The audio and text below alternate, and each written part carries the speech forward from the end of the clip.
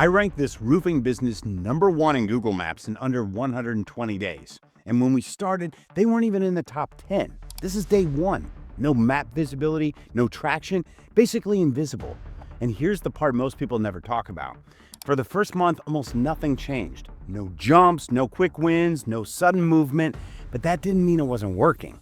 Because the thing that caused the jump in month 4 didn't happen in month 4. It happened way earlier. So let me walk you through what actually happened, what we did, and when it started working. Let's start with month 1. This is where most businesses rush, and that's exactly why they struggle later. In the first month, our goal wasn't rankings. It was removing confusion and making everything clear. The first thing we focused on was the Google Business Profile. They already had the right primary category, so instead of changing what worked, we just strengthened it. We added relevant secondary categories, rewrote the business description so it was SEO friendly but still sounded human, and cleaned up the visuals. One thing we noticed pretty quickly was the photos. There were a few stock images in the profile, so we removed those. Stock photos don't really tell Google or customers anything useful. They look generic, they don't prove the business is actually doing the work, so we replaced them with real photos from real jobs. Then we filled out the entire Google Business Profile, products, Q&A, services, everything. Nothing advanced.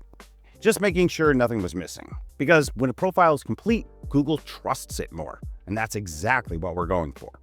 At the same time, we worked on reviews, not chasing spikes, but consistency. We set up a simple review system so reviews came in naturally over time. Consistency looks real, sudden bursts don't. We also optimized the website. We cleaned up the main landing page, aligned it with their main roofing keywords, fixed the headings, and focused on one thing: conversions. Because rankings don't matter if the phone doesn't ring. Finally, we added local business schema. That helps Google clearly connect the website to the business, location, services, and legitimacy. None of this caused instant ranking jumps, but this is the work that made everything later possible. By the end of month 2, we started seeing early signs. More impressions, more appearances, still not top positions, but momentum. And this is usually when people ask, is this actually working?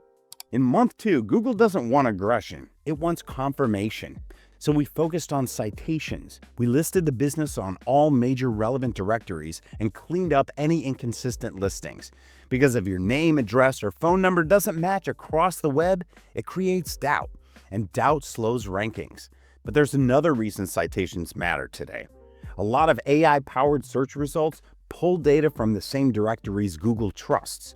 So clean citations don't just help map rankings, they also help with AI visibility. Then we worked on brand legitimacy. We ran press releases through authoritative outlets, not just for backlinks, but for visibility and trust. We also set up and optimized their social media profiles, not to chase followers, not to post every day, just to show Google that this business exists beyond its website.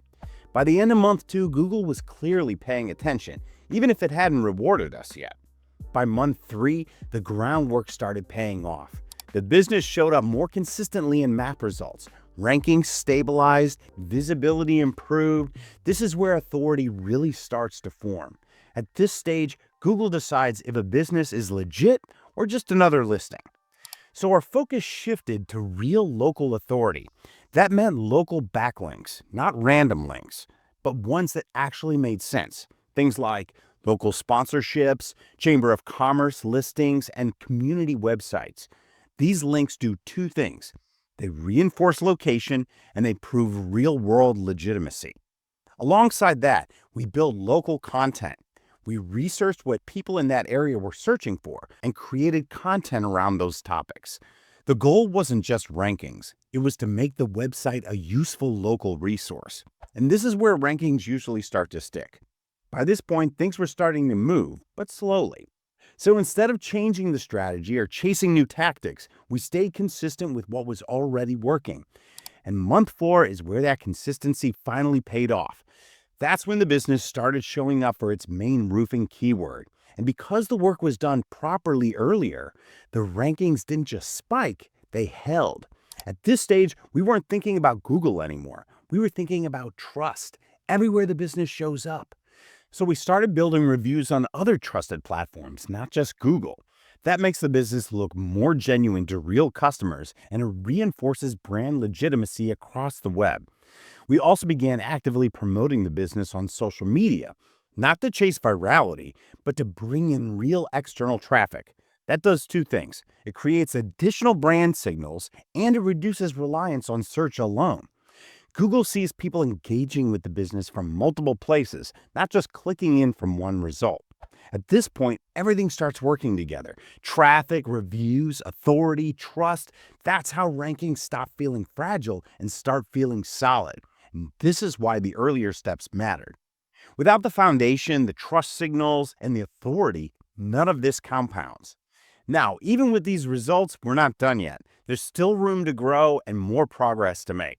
So, if you take one thing from this case study, let it be this: local SEO isn't about one trick. It's about doing the right things in the right order and giving them time to compound.